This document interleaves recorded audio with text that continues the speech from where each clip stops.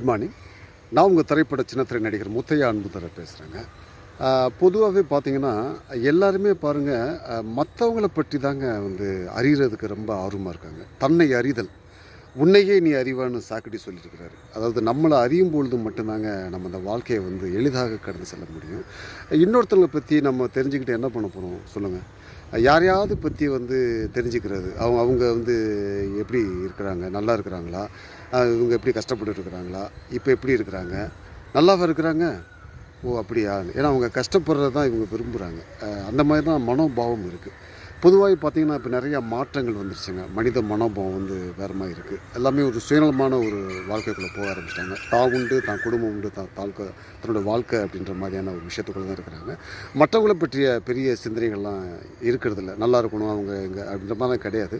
So நீங்கள் எதுக்கு மற்றவங்களை பற்றி ஆராயணும்? உங்களை பற்றிய ஒரு சிந்தனையை உருவாக்குங்க. நீங்கள் யார், எங்கேருந்து வந்தீங்க, எங்கே இருக்கீங்க, எங்கே போகணும், இப்போ நம்ம எந்த இடத்துல இருக்கிறோம், அவ்வளோதான். இந்த சிந்தனையை மட்டும் உங்களுக்குள்ளே அப்பப்போ கேட்டுகிட்டே இருந்தீங்கன்னா உங்கள் வாழ்க்கையில் பெரிய மாற்றங்கள் வர ஆரம்பிக்குங்க.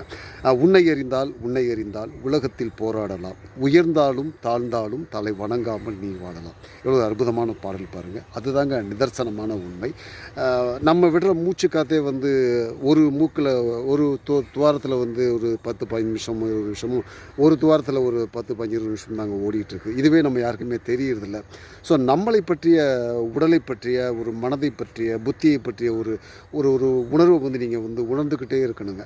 அது தன்னை அறியும் பொழுது வாழ்க்கையில் மிகப்பெரிய மாற்றங்கள் நிகழும். தினந்தோறும் ஒரு 5 நிமிஷமோ 10 நிமிஷமோ, அதிகாலையிலையோ இரவு நேரத்திலையோ கண்ணை மூடிட்டு உங்களை கவனிங்க. உங்களை கவனிக்க ஆரம்பிச்சிட்டிங்க அப்படின்னா மற்றவங்கள கவனிக்கிறதுக்கு நேரமே இருக்காதுங்க. ஸோ வாழ்க்கை ரொம்ப அற்புதமானது. உங்களை அறிங்க. இந்த உலகம் ரொம்ப அற்புதமானதுங்க. வாழ்க்கை பார்த்திங்கன்னா கொண்டாட்டம் மிகுந்தது கூட. ஸோ வாழ்க்கையை கொண்டாடுங்க. கொண்டாடிக்கிட்டே இந்த உலகத்தை கடந்து செல்லுங்க. வணக்கங்க.